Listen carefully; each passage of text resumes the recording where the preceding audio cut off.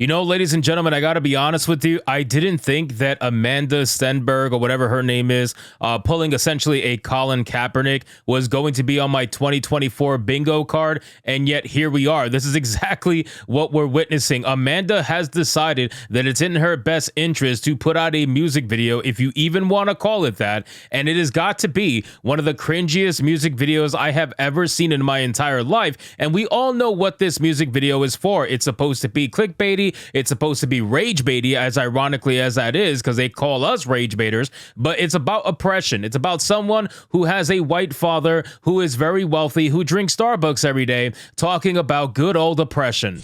Let's start a club, book or something with creators. Truth to power, keep an eye out for you silly racists.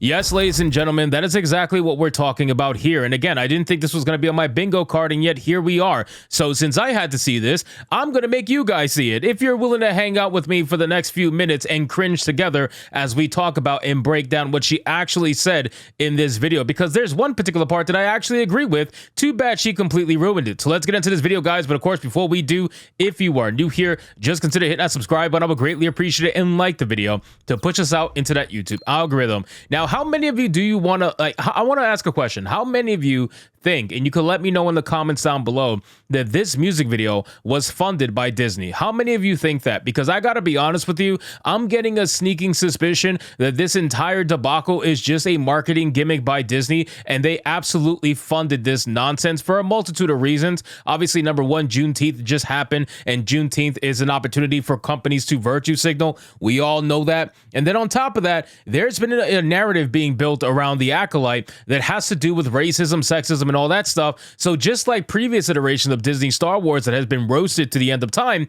this particular show has the same exact narrative built around it by Disney. It's a playbook that they've been using over and over again that hasn't exactly been working out for them, and yet they continue to triple down. So let's play this video, guys. We're going to break it up little by little, because I got to be honest with you, I cannot listen to this music video straight through. I will literally die of cringe on video, and I'm trying to survive long enough to do this video. So let's press play. And now you're listening, I'm gonna tell you something fascinating. They spin and woke, bastardize it and appropriate it. Let's start a club, book or something with creators. Truth to power, keep an eye out for you silly racists. Okay, so Jesus Christ, man. She's talking about the creation and the history of the word woke, okay, which is obviously a word that was meant to describe the acknowledgement of injustices against black people on a social spectrum, right? They want to acknowledge injustices, but at the end of the day, woke of yesterday is not what woke of today is. That's just how it goes, man. Unfortunately for you guys, you've decided, and it wasn't even necessarily us, as they want to make it seem like it's the grifters, right? They want to make it seem like it's the YouTubers, it's the rage baiters, it's the whatever word they want to come up for us at the time.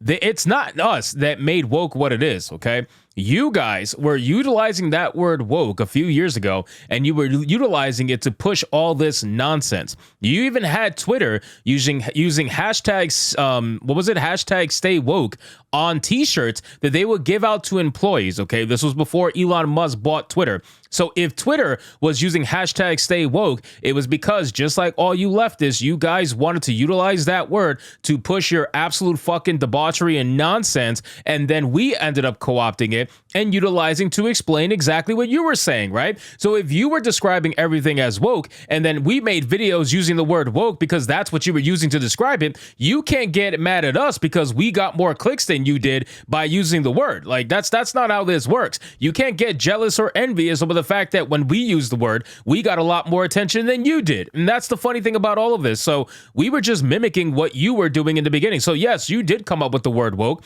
and you also changed the meaning essentially of it, or at least changed the usage of it and made it into everything, and then we just co-opted it. That's basically it. As much as you want to be angry about it, that's what it is. And now they use it to describe anything they threatened by. Remember when Gambino put it in the zeitgeist? They use it to describe everything they're threatened by. Okay, nobody's threatened by you. Number one, nobody, like literally zero people are scared of you. I can't imagine a single person in this world that will feel threatened or scared of Amandla, whatever, Stenberg, whatever the fuck her name is. Like, nobody is scared of this bitch, okay? Let's just be very clear.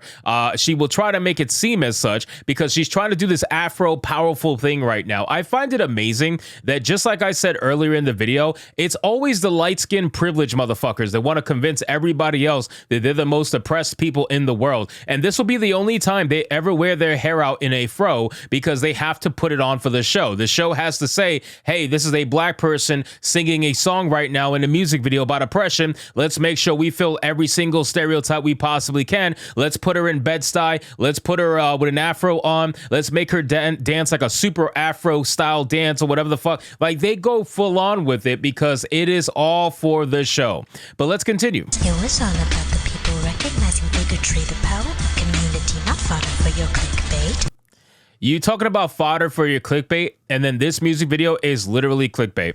Like, by the definition, this video is only meant to try to get rage clicks. Like, you guys project so much and call us rage baiters, but you don't ever ask the question, why is there rage in the first place, right? Like, if there was rage baiters out there, if that's really what we're doing, why is there rage in order to bait in the first place? Why are people angry? Why are people upset? We can't be angry, like, right? We're not the ones causing it. You guys called us reactionaries. We're not creating it, right? A reactionary can only react to what's already been created in the first place. So what's happening here? Why is there rage here? Why is there people angry at this shit? Why are people angry at DEI and woke agendas and all this stuff? Why are they angry? It can't be the reactionaries. We can only react. You already labeled us. See, that's the problem. When you label people, you put yourself in a bubble, and then you yourself have to explain, where is that rage coming from if we're just reacting to rage that is already there to react to? It's just make it make sense.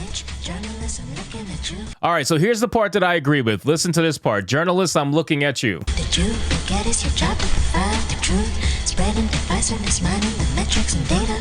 See, you gave up all your life, that's your money and views. And I can tell that the people are tired and the kids don't trust anything that they do. We can learn something from their discernment. The future's coming and it's always the youth. Okay, before she gets into this really cringe Afro dance, yeah, so she says that journalists, it was your job to spread the truth and not focus on divisiveness.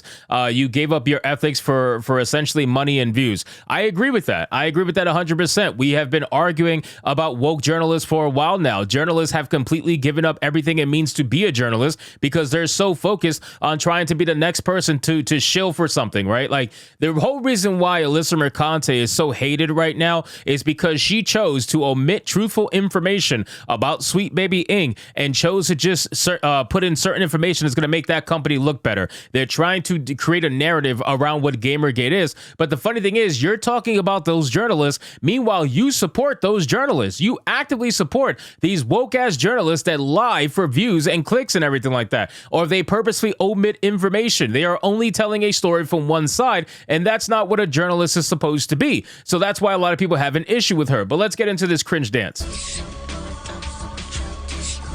It says, we so bored, don't fuck with your discourse. So essentially, you don't want to have a conversation. You want to stay in your echo chamber and have your worldview never challenged because you feel like you are just this amazing person with the perfect worldview who is apparently oppressed. You're oppressed enough to talk about it, but then apparently you're not oppressed enough because you're wealthy, you're famous, you know, on a small scale, but you're still famous. And apparently you're hired by all these white people anyway. I don't quite get it. I still think Disney was behind this. I gotta be honest with you. God, this is just so fucking cringe.